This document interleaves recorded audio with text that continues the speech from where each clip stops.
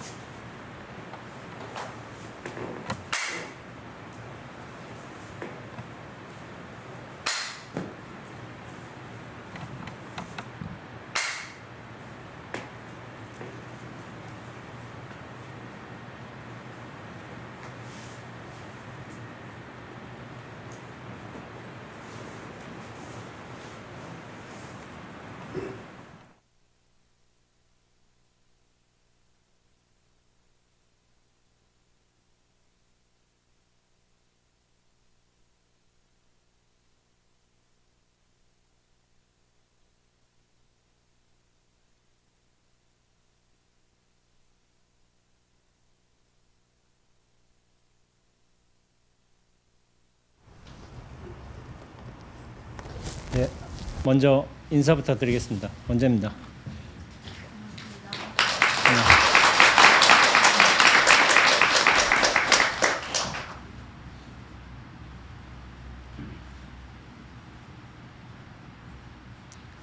잘 돼요? 예. 그러니까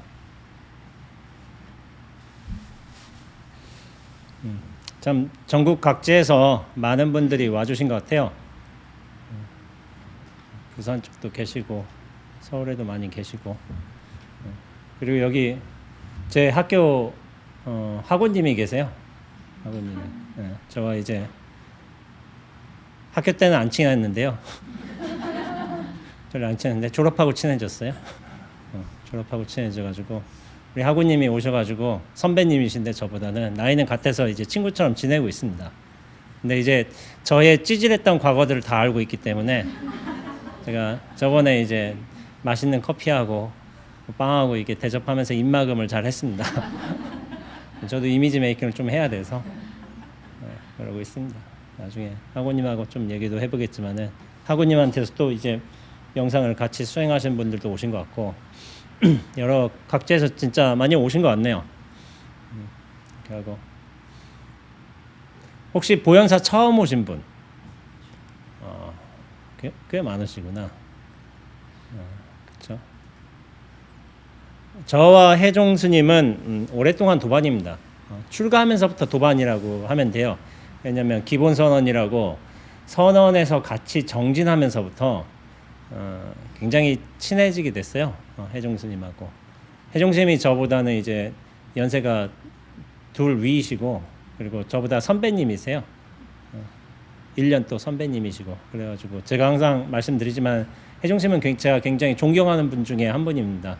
도반 스님들 물론 좋으신 분들이 많지만은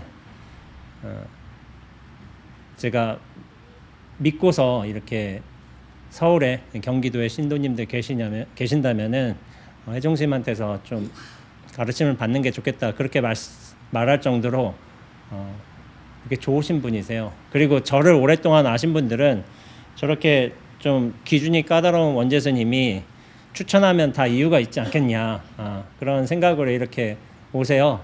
그리고 저는 지금까지 추천 한 명만 했습니다. 혜종 스님만. 제가 여러 명 추천하지 않아요. 한 명 추천했어요.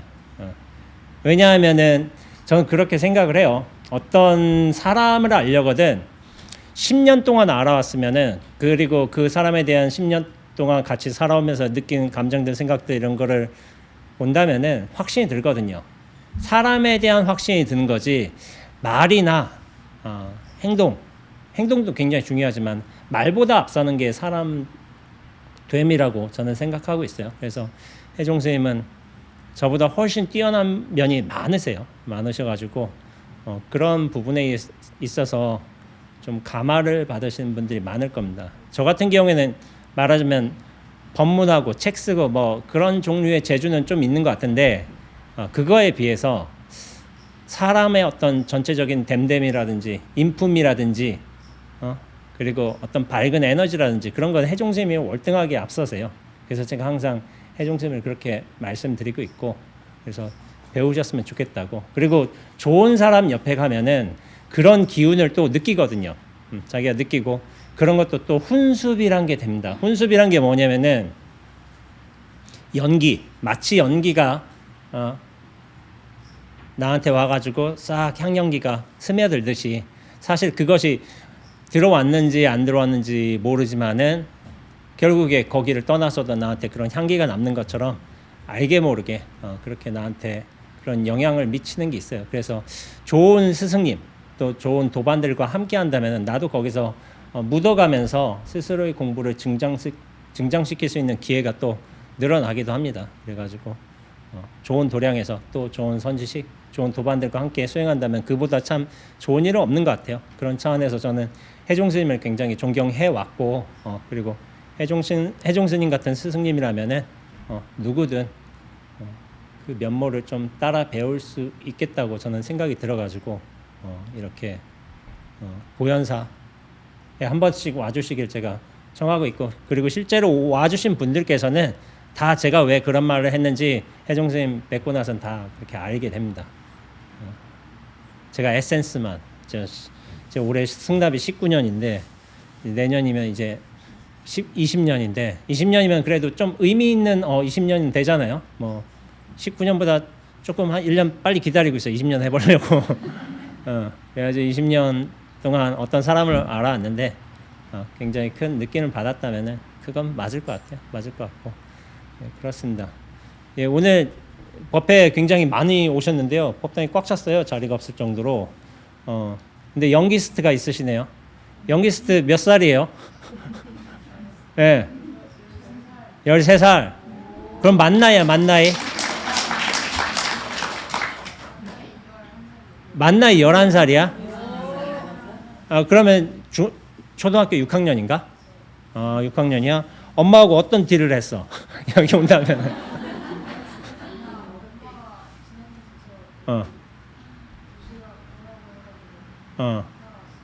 그래. 딜은 없었어요? 어휴, 되게 양심적이네. 보통 나 같으면 딜을 하겠다. 딜하고서 오지 그냥 안 와. 13살 오셨고 참 불자님들이 참 많지는 않은데 요즘에 특히나 젊은 불자님들 많지는 않은데 젊은 분들도 조금 뭐 이런저런 인연으로 좀 오신 것 같아요. 예, 오늘 제가 하게 될 법문의 주제는 부처가 부처를 보내 부처로 하여금 부처를 깨닫게 함이로다라는 이제 제목이에요. 제목은 오늘 아침에 지었어요. 법문 준비는 어제 마쳤고요. 예, 제가 법문 준비를 못했었습니다. 촬영이 많아가지고 촬영 때문에. 근데 이미 소스들은 다 잡아놨는데 다시 한번 어떤 흐름에 맞게끔 조절하는 과정을 못했던 거예요. 그래서 어제 하고 오늘 아침 하고 그렇게 조정해가지고 이렇게 왔습니다. 이렇게 하면서 법문 시작해 보겠습니다. 제가 아마 10년 전, 10수년 전 일이에요. 네, 제가 아는 이제 법사님이 계세요. 제가 뭐 만배보살님이라고 하는데 만배를 100일 동안 하신 분이에요. 그러니까 굉장한 거죠. 여기 절에 보신 분들은 절에서 이제 절 좀 해보신 분들은 아시겠지만은 만배라는 게 사실은 하루에 하려거든 16시간 정도 절을 해야 돼요. 그 정도 해야지 만배를 할 수 있는데 그거를 100일 동안 하신 거는 사실은 목숨 내놓고 해야 됩니다. 내 몸에 대한 집착이 있으면은 사실은 못 해요. 근데 제가 아는 법사님께서 친한 법사님이 이렇게 만배를 하신 거예요. 그분이 찾아오셨는데 수도암에 그때 제가 수도암에 있어가지고 저한테 소참을 요청하신 거예요. 소참이란 게 뭐냐면은 법문이긴 한데 앞에 작을 소자를 써가지고 조금은 가볍게 그리고 짧게 그렇게 하는 법문을 요청하신 거예요. 가끔 이제 스님들께서 오시면은 저한테 소참을 좀 요청을 하세요. 소참을 그럼 관음전이나 나안전이나 그런데 모여가지고 신도님들 뭐 3, 40명, 5, 60명도 되시고 그런 한다면 제가 짧게나마 2, 30분이나마 이렇게 법문을 하기도 합니다. 그 소참에서 제가 여러 얘기를 하다가 제가 한 가지 질문을 했습니다. 그 질문이 뭐였냐면은 그 당시에 나안전 앞에는 이제 화단에 꽃이 피어 있어. 꽃이 피어 있고 뭐 구름도 지나가고 있고 그러고 있는 거야. 바람도 뭐 여름이니까 약간은 뜨거울 수도 있겠고. 그러면서 부처님이 오신 이유에 대해 제가 미리 설명을 드렸어요. 부처님이 오신 이유는 2600년 전에 우리 중생이 무명의 고통으로부터 고생하고 있으니까 힘드니까 그것을 지혜의 깨달음으로 이르게 하기 위해서 당신의 수행과 깨달음을 그렇게 보여주신 거예요. 그걸 알려주시기 위해서 당신들도 스스로 구원할 수 있다. 깨달음에 이를 수 있다. 그런 것을 알려주시기에 그렇게 부처님께서 2600년 전에 오신 거죠. 그런데 저는 약간 불교만의 이야기뿐만이 아니라 종교학이란 전공을 해서 그런지 몰라도 진리 그 차원에서 좀 얘기를 많이 하기도 합니다. 근데 진리라는 게 뭐 불교식으로 말하자면 진여라는 게 부처님 한 분만 보내셨을까요? 깨달음에 이르게 하기 위해서 한 번만 보내신 게 아니시겠죠? 여기 목사님도 오셨는데요. 2000년 전엔 저는 예수님도 그러한 차원에서 진리가 보낸 분이라고 저는 생각하고 있습니다. 그뿐만 아니라 1400년 전에는 무함마드라는 어떤 예언자도 보냈어요. 진리의 대변인으로서. 3대 종교죠. 불교, 기독교, 이슬람교. 이런 예언자들이나 다른 성현들도 보낸 거죠. 근데 그뿐만이겠어요. 우리가 동양 문화권에 있다 보니까 공자, 맹자, 노자, 장자 그런 성현들도 보낸 거겠죠. 근데 그뿐만 아니라 부처님 당시에 계셨던 수많은 아라한들도 있겠고 중국의 조사 선지식들께서도 있으세요. 그러니까 그뿐만 아니라 또 한국의 경어 스님, 용성 스님, 망공 스님, 성철 스님, 숭산 스님, 또 법전 스님, 제 은사 스님이죠. 은사 스님 빼면 안 돼요. 제 은사 스님도 보내셨어요. 진리는 진여는 부처님만 보낸 게 아니라 다른 수많은 성현들도 함께 보냈습니다. 근데 그런 차원을 벗어나서 제가 물은 거예요. 저 마당에 꽃은 왜 피어 있고 구름은 왜 저렇게 흘러가고 있고 향연기는 왜 저렇게 올라오고 있는가? 그걸 물었어요. 그걸 물으니까 왜 저러고 있을까요? 하고 물어보니까 아무도 대답을 안 해요. 그러면서 제가 그때 한마디 했습니다. 뭐냐면은 이는 부처가 부처를 보내 부처로 하여금 부처를 깨닫게 하기 위함입니다. 라고 단언을 했어요. 사실은 되게 오래전이에요. 15년 전인가 그때쯤 될 거예요. 제가 중놀이를 한 지 얼마 안 됐을 거라고 저는 생각이 듭니다. 14년, 15년쯤인데 그 당시에 제가 생각이 많았나 봐요.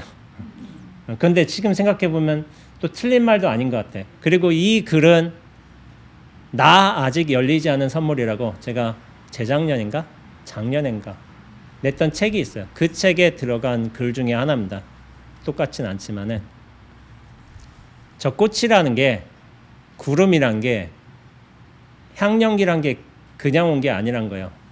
부처가 부처를 보내 부처로 하여금 부처를 깨닫게 함이로다. 모두 다 이미 부처의 일이라는 거예요. 진리의 일이라는 거예요. 근데 우리는 그걸 모르고 살고 있죠. 일화를 하나 소개해 드릴게요. 우리가 뭐 향연기는 맡을 수도 있고 꽃은 볼 수도 있고 뭐 구름은 흘러가는 걸 또 보겠죠. 그렇지만 듣는 인연으로 깨달은 여러분들이 계세요. 우리 서산대사 같은 경우도 새벽 다 구는 소리를 듣고서 깨치셨죠. 아니면은 대나무 밭에 기와가 탁 하고 떨어지는 소리를 듣고 깨달은 여러 선지식들도 계세요. 근데 조사 선지식은 아니시더라도 폭포 소리를 듣는 인연으로 깨달은 분이 계세요. 누구죠? 시인. 두보는 아니고 소동파란 분이 계세요. 소동파. 굉장히 많이 들어보셨죠? 소동파 시를 저도 좀 몇 개 보긴 했는데 깨달은 분 많으시더라고요. 저희 은사 선생님께서는 한산을 좋아하셨어요. 한산시를. 한산을 좋아하셔서 뭐 약간 별의 얘기가 되겠지만 당신께서 시를 쓰셨나 봐요. 그렇게 시를 쓰셨는데 이제 시상이 엄청 떠오르는 거예요. 그 젊으셨을 적에.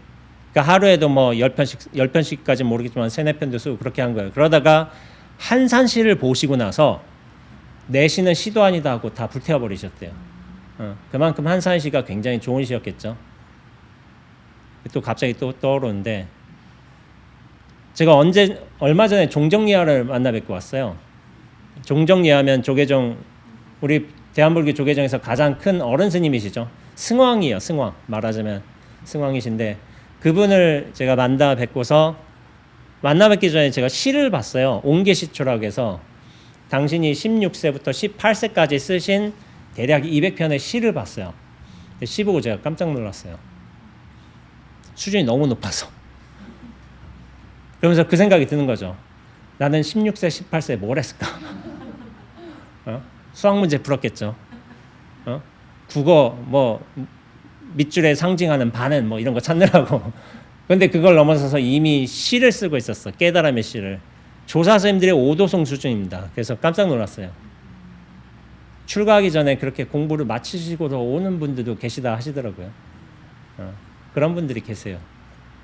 하여튼 그랬지만은 소동파 이분께서는 분명히 시를 잘 쓰셨죠. 근데 선의 어떤 공부도 많이 하셨어요. 그러면서 당대에 계시던 선사들을 찾아뵈면서 선문답을 잘했어요. 선문답. 근데 글과 말을 잘 다루시는 분이시잖아요. 시인은. 그러니까 선사들이라 하더라도 요 말과 글을 잘 다루니까 거기에 대해서 좀 공격적으로 나가기도 하고 선사를 좀 곤혹에 빠뜨리기도 하고 그렇게 한 거예요. 그렇게 하다가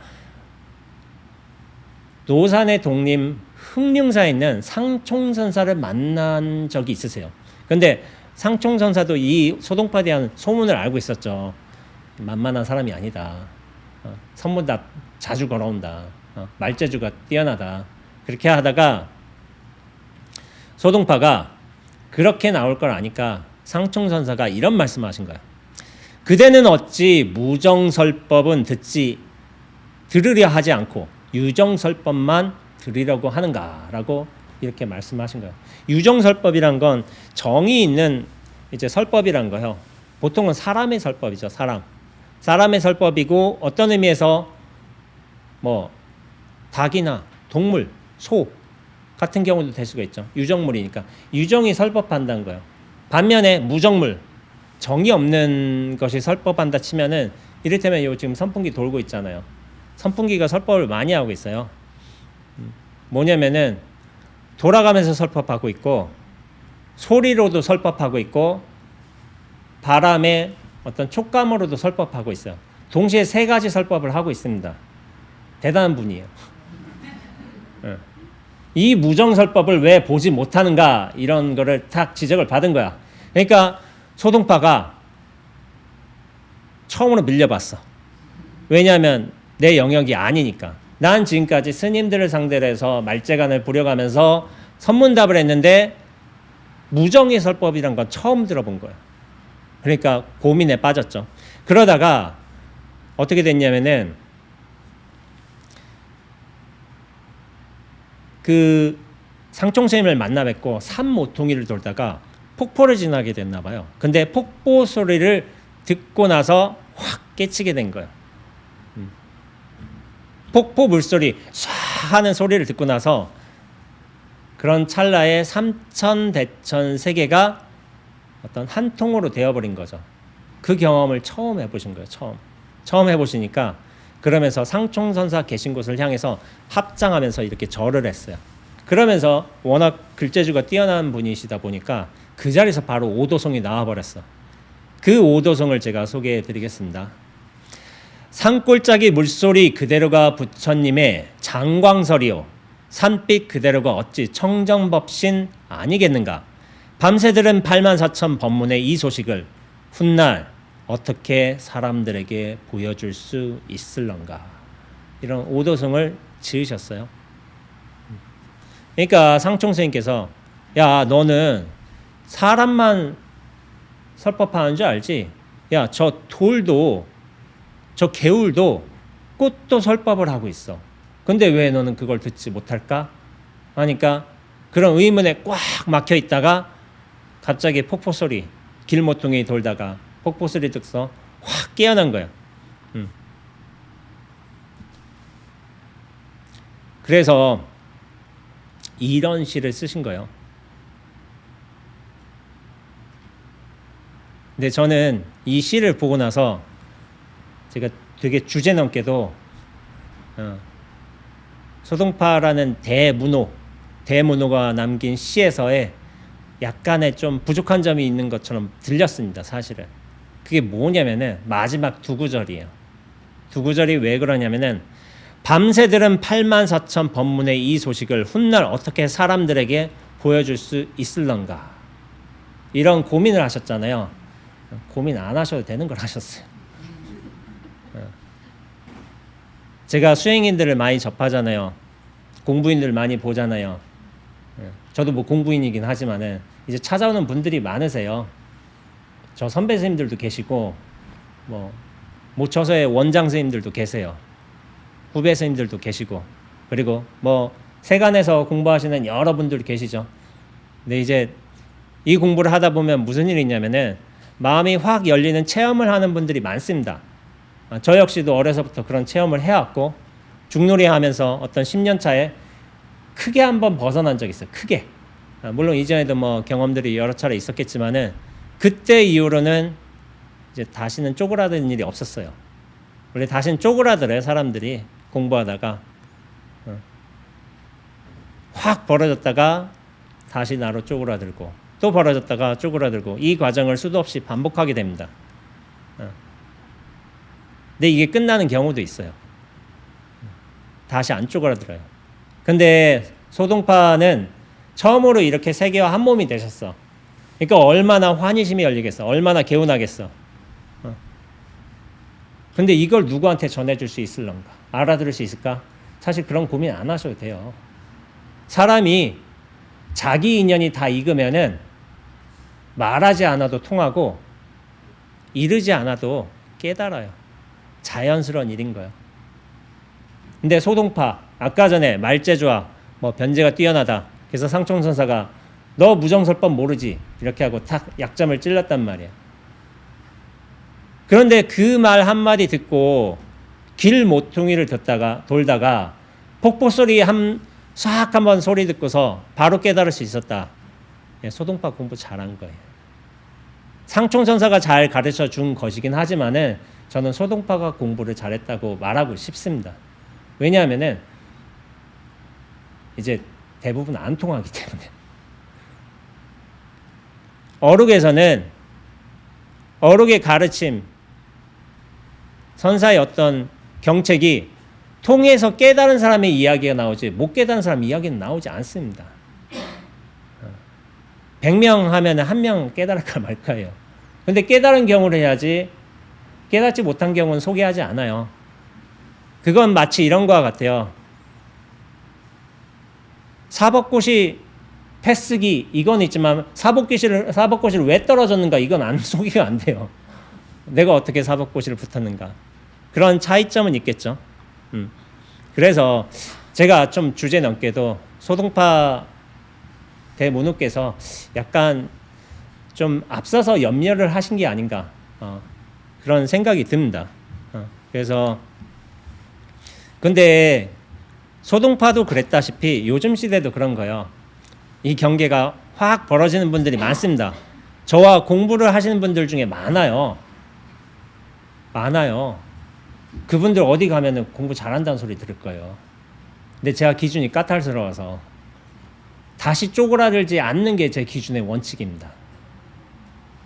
거기까지 가기는 조금 많이 좀 힘들어요. 그런데 소동파 시인께서는 그렇게 한번 확 했지만 그 다음에 시도 굉장히 좋아요. 깨달음의 시이지만은 이 법이라는 게 그렇게 한번 기연이 왔다 하더라도 나란 인연을 통해서 잘 익어야 돼. 잘 익고 한다면은 이 유의법이 펼쳐진 이 세상, 환영과 같은 이 세상에서 어떤 걸림도 없이 잘 노릇할 수 있는데 그렇지 못한 경우에 사람들도 있습니다. 제가 한번 소개해 드려 볼게요. 벽암록에 11칙에 황벽주조안이라는 공안이 있어요. 거기에 원호 극근 선생님의 평창이 있습니다. 이런 거 모르셔도 되고 제가 내용만 알려드릴게요.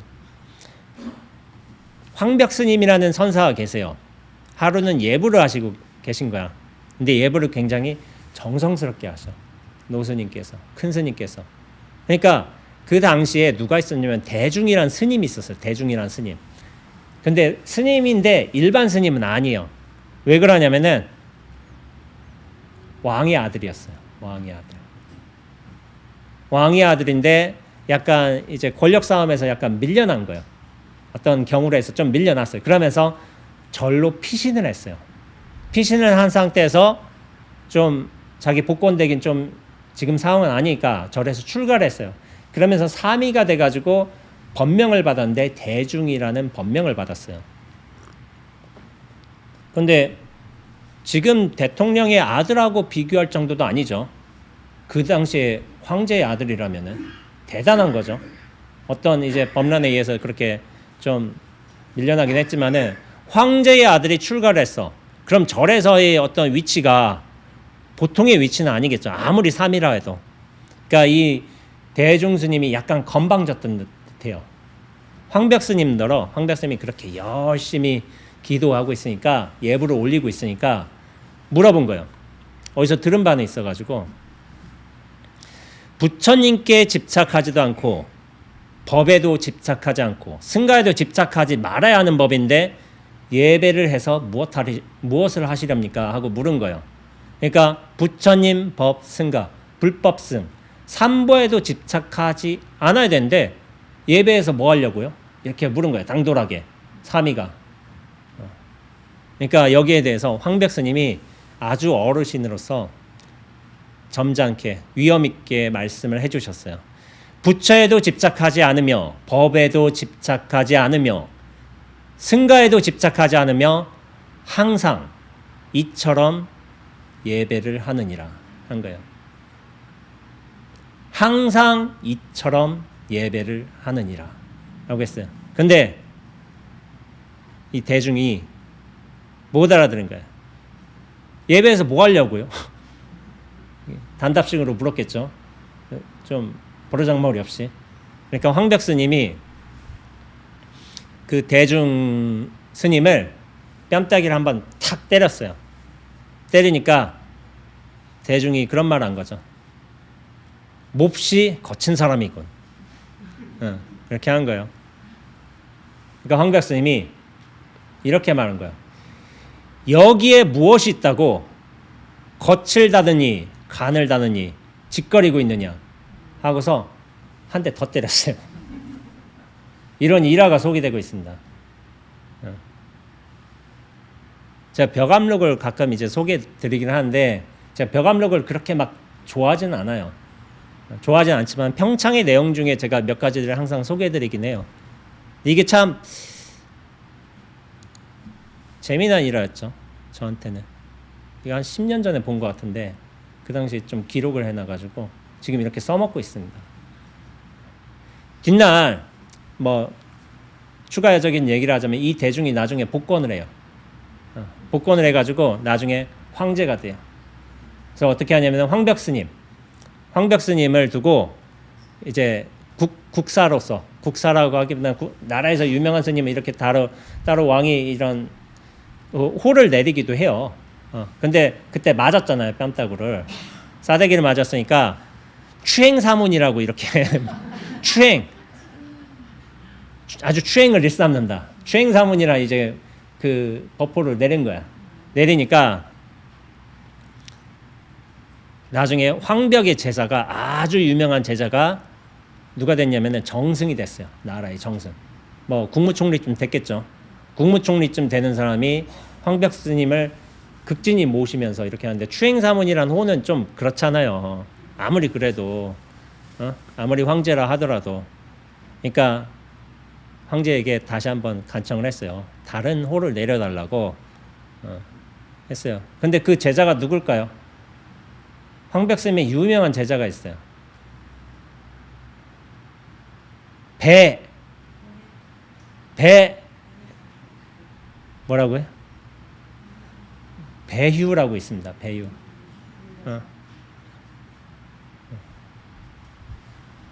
배휴라는 유명한 제자가 있어요. 그러면서 나중에 호를 바꿔내리셨어요. 단제선사라고 내렸어요. 단제. 끊을 단에 뭐 사이제자, 경계제자를 쓰는데 사이, 경계를 다 끊어버리는 선사다. 좋은 거예요. 단제라는 거. 중생심, 분별심, 생사심 이걸 확 다 끊어버리는 분이다. 싸대기 하나로. 근데 지금은 시대가 달라졌어요. 조심해야 돼요. 싸대기. 그런 시대 아니고요. 저희 스승님의 스승님이신 성철스님 시대는 그게 통했어요. 통했는데 지금 시대는 안 되죠.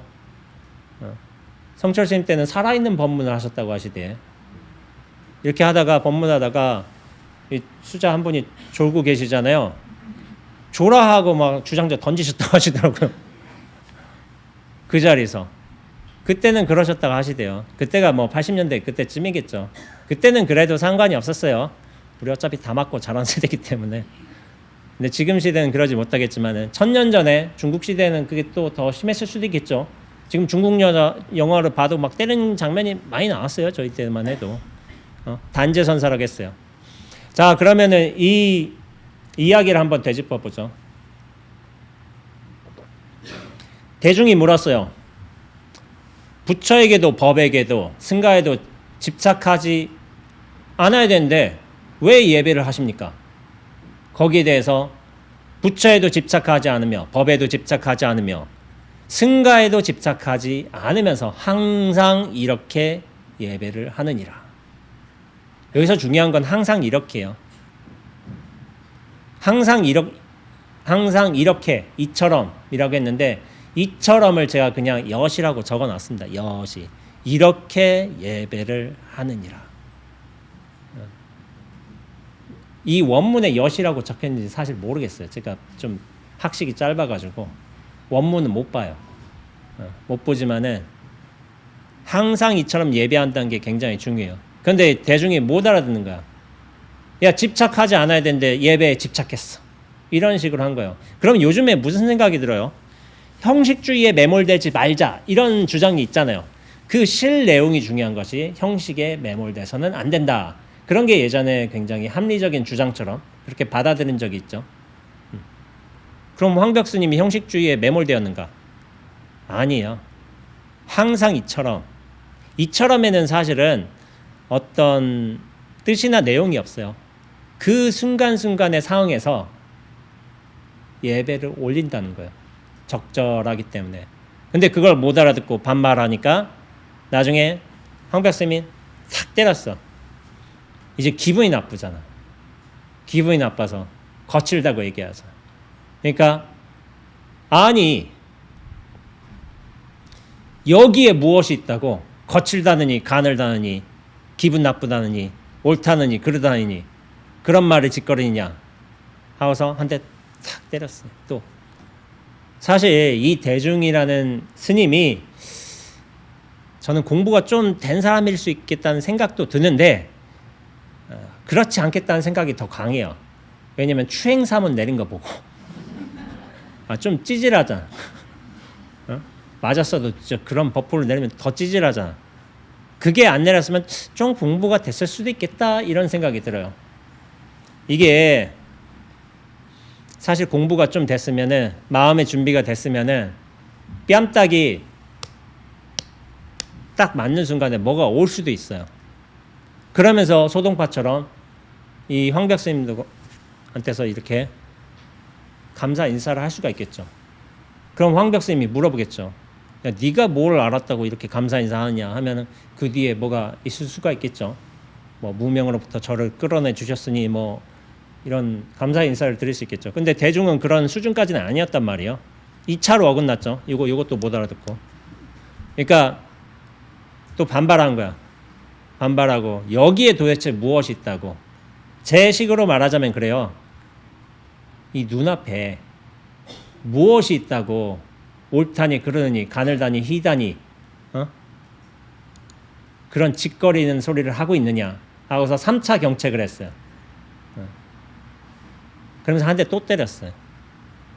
그건 뭐냐면은 판사가 앞에 때린 거하고는 달라요. 제 해석이지만 판사가 판결을 하잖아요. 판결을 어떻게 해요? 마지막 결론 내리고서 때리잖아요. 그걸 못 알아듣는 거예요. 못 알아듣는 거. 그러니까 대중은 굉장히 공부를 못했던 사람이죠. 근데 운 좋게 뭐 거기까진 됐어. 황제까진 됐어.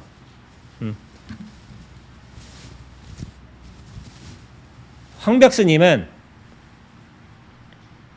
대중은 3번이나 어긋나 버렸지만은 황벽스님은 3번이나 합당했어요. 합당이란 게 뭐냐면은 인연에 따라 어떤 기준, 조건, 용도, 도리 따위를 꼭 알맞게 대처한다.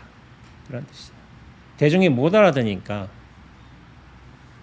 맨 처음에 항상 이처럼 하느니라 못 알아듣으니까 한테 착 때리고 또 못 알아듣으니까 여기에 무엇이 있다고 짓거리느냐 3번이나 그렇게 합당하게 얘기를 해줬는데 안 통해버린 거예요. 대중이 모자랐죠. 근데 대중 좀 그런 게 있죠. 공병 걸린 사람하고 약간 비슷한 측면이 있어요. 공병 걸린 사람이 아까 전에 세계와 한 통으로 한 몸으로 쫙 벌어진 일들이 일어난다고 제가 얘기를 했습니다. 그 소동파만 그랬겠어요? 조사 선지들만 그랬겠어요? 여러분들도 다 있어요. 다 그런 경험들이 있어요. 밀도와 크기, 뭐 지속성, 영향력 그런 것은 다 다를지언정 그런 게 다 있단 말이에요. 아까 전에 절 얘기를 했지만은 절 싹 하다가 내가 절을 하는지 안 하는지 그것도 느껴지지 않고 그러면서 그냥 되고 그러면서 갑자기 절하는 내 모습도 보이고 세상이 꿈 같고 그런 일들이 수도 없이 벌어지고 있습니다. 근데 그러다가 어떻게 돼요? 다시 나로 쪼그라들죠. 근데 그런 게 굉장히 큰 의문이었어요. 저는 어려서부터. 그런 일들은 벌어졌지만 다시 나로 쪼그라들어. 이건 뭐지? 왜 이렇지? 한 거예요. 대중도 공부가 좀 됐는지 몰라요. 근데 뭐냐면은 경전을 좀 잘 읽었어. 선사들과 대화도 했어. 그러니까 집착하지 않는다는 것을 분명히 알고는 있었지만은 집착하지 않는다 해도 집착하지 않는 거는 몰랐던 거예요. 집착하지 않으면 또 집착하지 않는 마저도 집착하지 않는다면 사실 인연과 상황에 맞게끔 내가 할 일을 정말 성실히 열심히 하는 겁니다. 다만 집착하지 않음으로써 머무르지 않음으로써 그 인연에 맞는 일들을 다 행한 거예요. 황벽 스님은 그렇게 예불 시간에 정성스럽게 예불도 하고 가지런하게 정돈도 하고 그러셨던 거예요. 그런데 단순히 집착하지 않는다라는 어떤 표면적인 의미만 알았던 대중스님은 그걸 몰랐던 거죠. 매 시에 저렇게 정성을 다한다는 게 반쪽짜리였죠. 반쪽짜리. 사실 실제적으로 반에 반쪽짜리도 안 되겠죠. 공병에 걸린 사람도 그래요. 세계와 한 통이 됐어. 한 몸이 됐어. 야, 이제 내가 뭘 해도 다 될 것 같아. 뭘 해도 용서가 될 것 같아. 왜냐하면은 세계는 이렇게 모두 다 평등하니까. 그래서 기행들을 해요. 스님들의 기행들이 좀 많죠. 근데 뭐냐면은 그 기행도 한 몸이나 한 톰이 되는 것도 며칠 지나면 사라져요. 그러면서 그 후련한 감이 사라져. 후련하고 뭔가 자유로워 보였어. 그게 나중에 사라져요. 근데 이걸 제가 예전에 한번 뭐 여러 차례 말한 적이 있지만 이렇게 한 몸과 한 통이 될 때 처음으로 그걸 겪어보는 분들께서는 이게 그 감흥이 정말 커요. 왜냐하면 처음이라서. 왜냐하면 이 몸과 생각에 갇혀 살고 있다가 몸과 생각도 나의 실체가 아니란 걸 처음 깨달았을 때 그때의 해방감이 엄청 크기 때문입니다. 그러다 나중에는 줄어들어요. 이게 이 해방감이. 그러면 사람들은 잘못 착각하는 거야. 야, 첫 번만큼 큰 깨달음이 아니었어. 이 해방감이 없어. 야, 이만큼 커야 돼. 그렇게 강렬한 희열감이 자유로움이 느껴져야 돼. 이런 착각을 하고 있는 거야. 왜냐하면 그건 처음이라서 내가 처음으로 벗어나 본 거에서 그렇게 느끼는 게 당연한 건데 그만큼의 어떤 희열감이 와야 된다고 그런 착각을 하고 있는 거예요. 그 감도는 떨어집니다. 나중에는. 근데 무엇의 감도가 굉장히 커지느냐? 안정감이 커집니다. 안정감이. 흔들리지 않는 안정감이 커져요. 흔들릴 바 없는 안정감으로서 안착이 되게 됩니다. 눈앞과 잘 만나는 거예요. 눈앞이 여러분 생각해 보세요. 이게 제가 펜을 들고 펜을 치고 여러분들이 법문을 듣고 나중에 법회를 끝나고 집에 간다 하더라도 눈앞은 사라지지 않아요. 언제나 앞에 있어요. 이렇게. 그걸 제가 예전에 망월사에서 살 적에 눈앞이 따라다닌다고 표현을 했어요. 계속 따라다녀. 이거 왜 자꾸 따라다니지? 근데 그 당시엔 그렇게 표현할 줄밖에 몰랐어요. 계속 따라다니고 있으니까. 근데 나중에서야 알고 보니까 그 벗어나는 과정에서 이렇게 느꼈구나. 근데 벗어나 보지 못한다면은 눈앞이 따라다닌다는 표현을 이해하지 못합니다. 전체가 한 통으로 움직이고 있는데 다만 나의 행동이나 말 같은 것도 이렇게 드러나고 있는데 그 빠져나가는 일이 말과 행동이 드러난 게 신기한 일임을 자각하지 못해요. 그런 말이 있죠. 깨달음이 신기한 게 아니라 이 유의법의 세계가 원래 신기한 일이라는 거예요. 깨달음 자체는 원래 있어요. 눈앞으로. 그런데 우리가 이 중생심에 몸과 생각에 갇혀 있는 바람에 이 신비를 알지 못하는 거예요. 원래 있던 신비를. 그래서 대중 같은 사람이 있다면은 이 깨달음에 관해서 깨달음만 중시 여긴다고 형식은 필요가 없다고 이렇게 말하지만 그건 모르는 거예요. 반에 반쪽짜리도 안 돼요.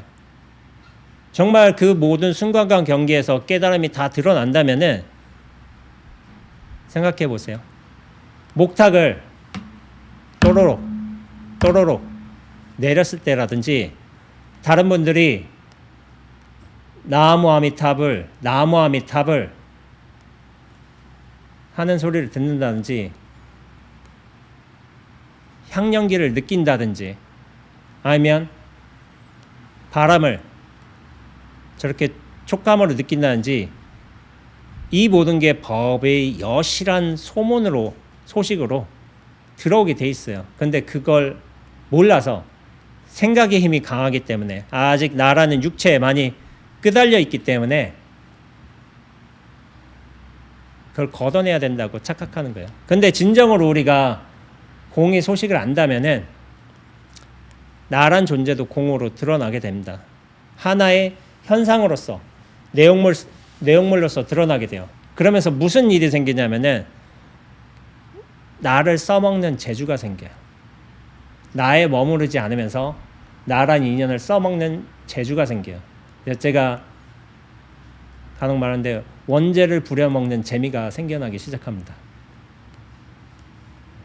원죄를 부려먹어요. 제가 다른 분을 부려먹지 못해요. 잘 안 되더라고요. 근데 요건 부려먹을 수 있어요. 요거는 이렇게 부려먹을 수가 있더라고요. 아직 도인과는 못 돼가지고 저만 어떻게 가까스로 부려먹고 있는데 근데 이것도 굉장히 재미난 일인 거예요. 재미난 일들 투성이에요. 이 잘 부려먹으면은.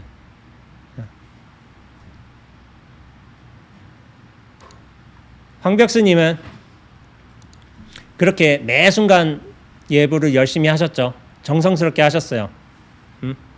그런데 우리 몸을 통해서도 내가 소리를 내는 그 순간도 내가 선풍기 바람을 맞는 이 순간도 그리고 내가 절을 하면서 좌복을 딱 만지는 그 순간도 어떻게 보면 오래 서 있으면서 허리가 아픈 그 순간도 다 진리가 이 몸을 통해서 진리가 드러나는 것임을 아셨기 때문에 매 순간에 그렇게 충실하셨던 거예요. 그러면서 제가 경봉스님의 법문 하나를 소개해 드릴게요. 경봉스님이 무슨 법문을 하셨냐면은 우리의 몸이 극락세계다. 이 법문을 하셨어요. 우리의 몸이란 게. 근데 여러분들 몸에 대해서 어떻게 예전에 배워서요? 배웠는가요? 기존의 가르침대로라면 이거 껍데기와 같고 집착하지 말아야 되며 버려야 되며 탐심을 줄여야 되고 몸을 이겨내야 되고 이런 식으로 많이 배웠잖아요. 졸음 조복받아야 되고 싸워서 이기는 대상으로 저는 그렇게 많이 배우지 않았는가요? 조복 그런 말 많이 하잖아요. 그래서 저도 조복하겠다고 막 무릎 꼬챙이로 찌르고 막 졸려면 큰 스님들도 우리 선배 스님들은 큰 스님들 이거 일화 있잖아요. 경화에서 이렇게 꼬챙이 이렇게 놔고서 하도 조니까 꼬챙이 갖다 놓고 이렇게 정진하셨다고. 그런 일화들이 있어요. 저는 꼬챙이는 갖다 놓은 적은 없어요. 근데 뭐 꼬챙이는 졸 때 봉암사에서 그렇게 많이 찔렀어요. 근데 그때 생각하면 되게 어리석은 거야. 왜 그러냐면은 그냥 졸지 않는 게 목적이었어요. 공부 잘하는 게 목적이었다 아니고 마음이 쉬었던 것도 아니고.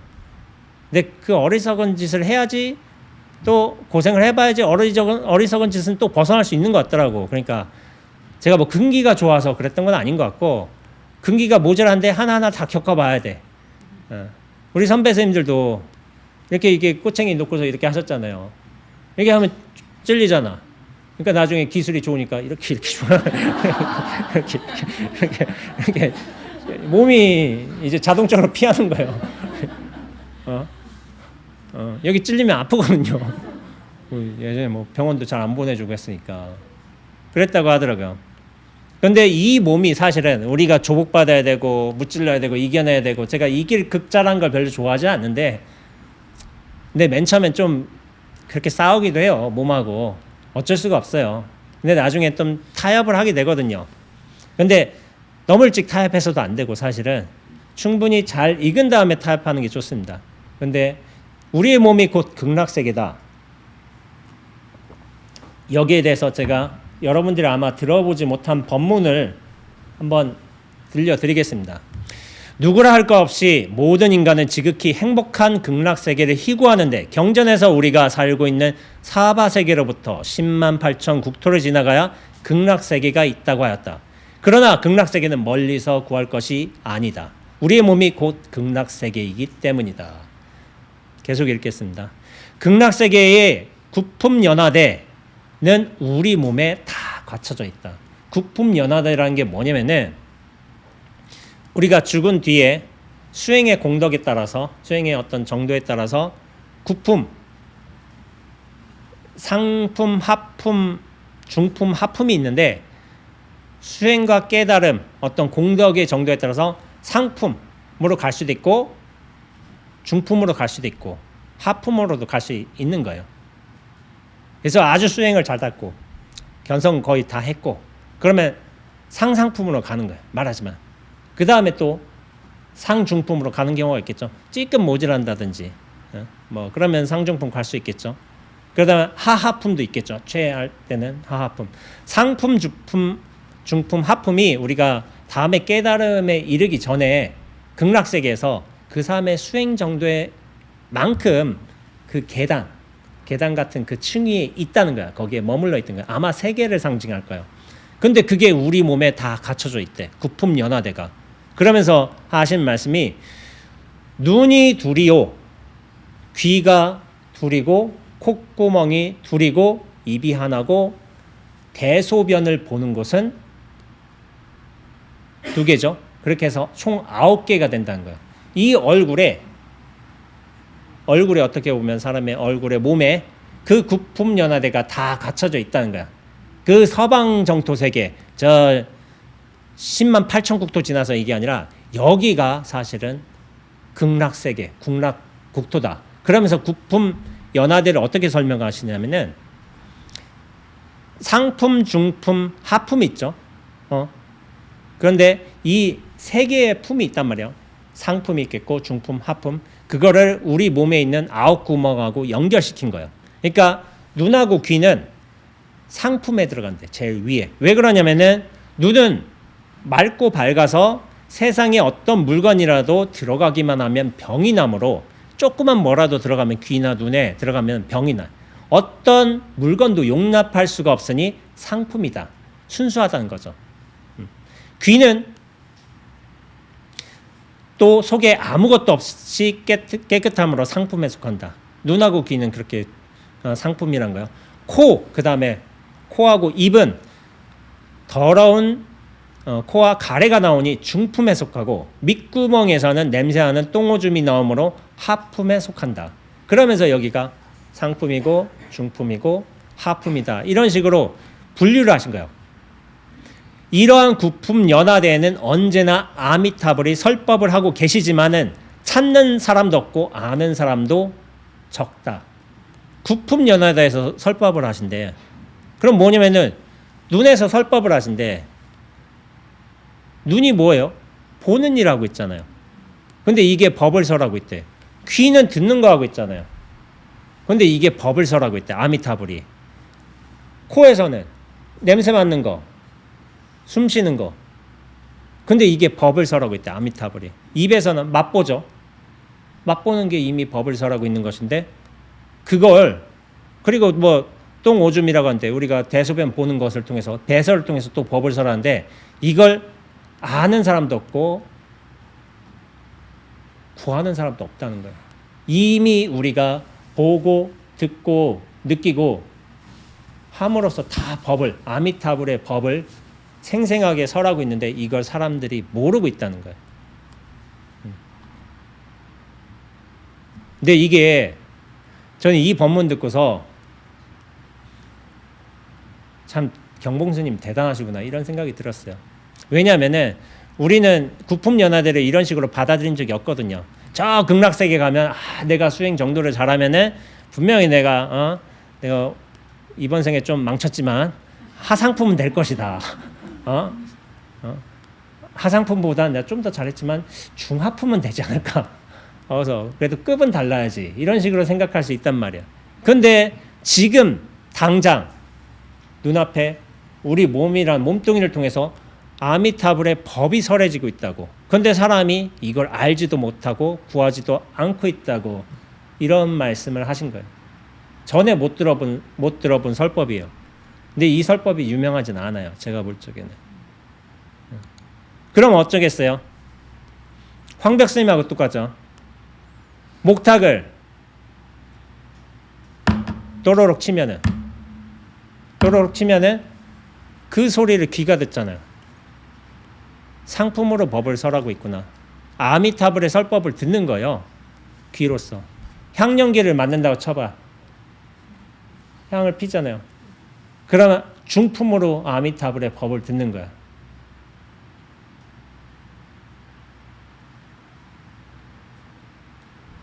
우리는 이미 이 몸을 통해서 법을 여실하게 보고 듣고 느끼고 냄새 맡고 하고 있어요.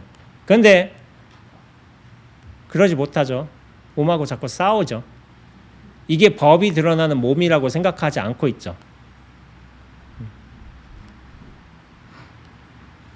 그러면서 경봉스님의 말씀 법어를 좀 끝을 맺자면은 이처럼 극락세계도 사람의 몸에 있고 생사와 열반에 관계없는 부처님도 이 몸에 있으니 진리가 이 몸에 있다는 거예요. 부처님 꼭 찾아야 한다. 그러나 찾는다는 것도 우스운 말이다. 본래 가고옴이 없이 상주불멸인데 무엇을 찾겠는가.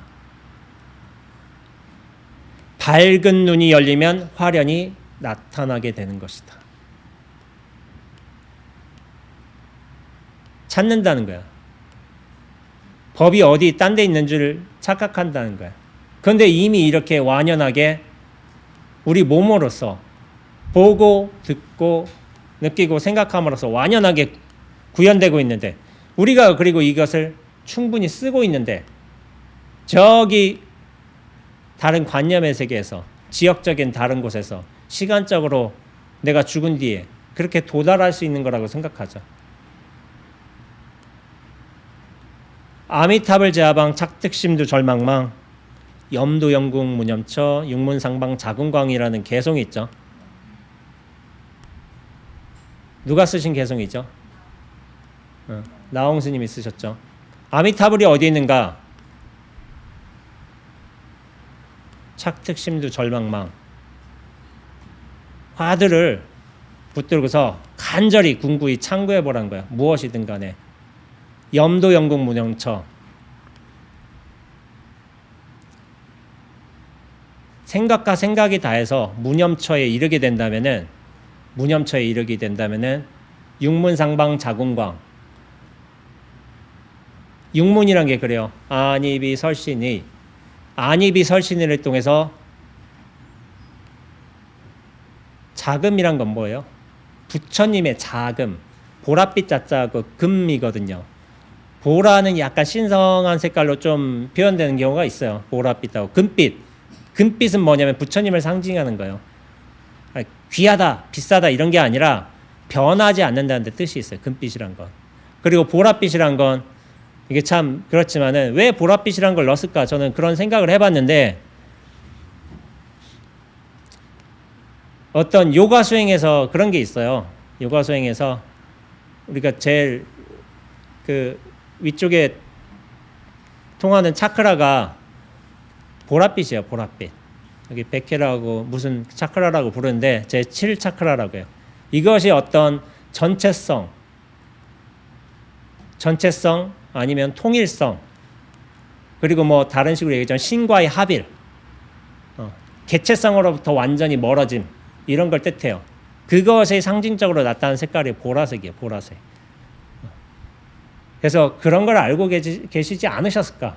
저는 그런 생각을 해요. 그걸 규정을 안 했어도 수행하다 보면 그런 건 드러나거든요. 저 역시도 그런 과정들이 드러났었고 뭐 요가 수행은 해본 적은 없지만은 드러나더라고요. 그래서 우리가 이미 나라는 몸을 통해서 이 법을 진리를 여실하게 쓰고 있는데 그거를 모르고 있다는 거야. 밝은 눈이 열리면은 화련이 나타나게 된 것이다. 밝은 눈이란 건 뭐냐면은 이 전체의 눈입니다. 이 육안의 눈이 아닌 거예요. 육안으로서 보는 눈이 아니라 이 전체로서의 눈이 확연하게 열리게 된다면은 모든 경계들이 화련하게 나타나요. 그때 뭐가 나타나냐면은 내가 드러납니다.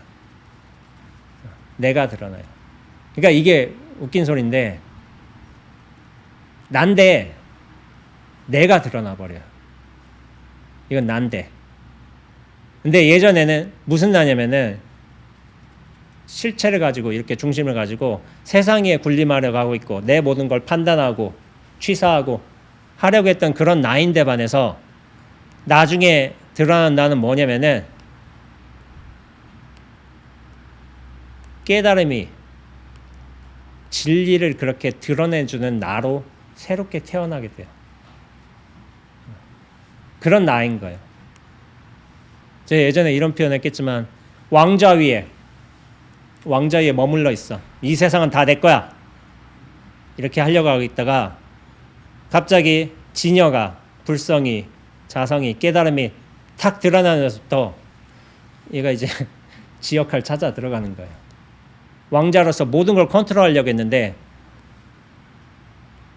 컨트롤하려던 어떤 주체자가 아니라 나중에 진리의 대변인이 되는 거예요. 진리의 대변인. 그래서 신의 뭐 다른 종교로 얘기하자면 신의 부름을 받는 거야. 신의 일을 하는 거야. 신의 진리의 일을 하는 거야. 그런 거를 스스로 알게 됩니다.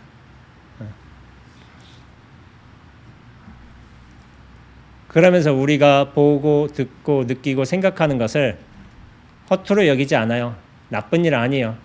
이게 정말 고귀하고 신성한 일인 거예요. 그럼 제가 앞서서 했던 이야기를 다시 한번 돌이켜 보겠습니다. 아까 전에 수도함에 찾아오신 불자님들에게 저 꽃은 왜 피어 있어요? 구름은 왜 흘러가고 있어요? 향연기는 왜 보이지 않게 스며들어요? 이런 일들 다 왜 벌어지고 있습니까?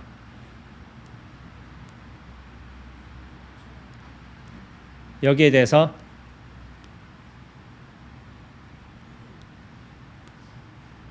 이는 부처가 부처를 보내 부처로 하여금 부처를 깨닫게 하기 위함입니다. 라고 다시 한번 결론 지어내겠습니다. 부처가 하는 일인 거예요. 내가 하는 일은 아닌 거예요. 근데 부처가 뭐냐면은 부처를 보낸 거야. 꽃향기를 보낸 거야. 흰 구름을 보낸 거야. 다른 사람을 보낸 거야. 나무아미탑을 연불 소리를 보낸 거야. 부처가 보냈어. 왜냐하면은 부처로 하여금 너로 하여금 너 부처임을 깨닫게 하기 위해서 부처가 다 보낸 거예요. 다 보낸 거. 부처는 단지 부처님 한 분만 보내지 않습니다. 진리는 부처님 한 분만 보내지 않는다는 거예요. 여러분 깨닫게 하려고 다 보냈어요. 제가 아까는 얘기했죠. 선풍기 보냈어요. 지금 깨달으라고 저희가 엄청나게 애쓰면서 바람 내보내고 있어요. 지금 깨달으라고.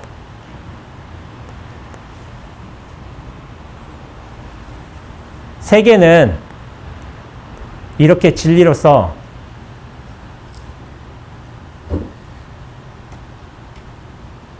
나타나고 있어요. 근데 이게 진리로 나타나는지 모르고 사는 거죠. 우리 중생들은. 이 선풍기가 이 아무것도 아닌 것 같은 원재라는 저 스님 하나도 어떻게 보면 이 별건 아닌 듯한 마이크 소리도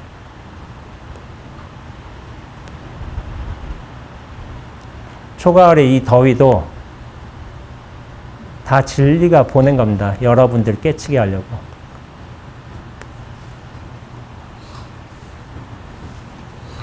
이 펜대 진짜 보잘것없어 보이죠?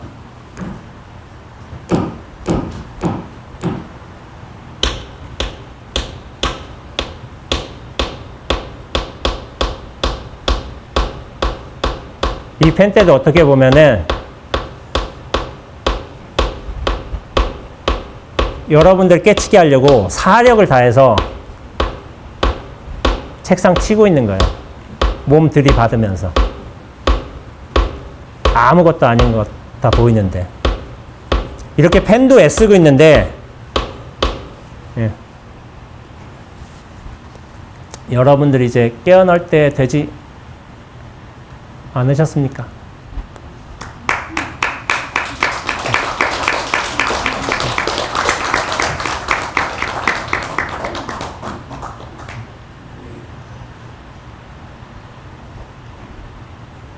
예, 법문 마치겠습니다.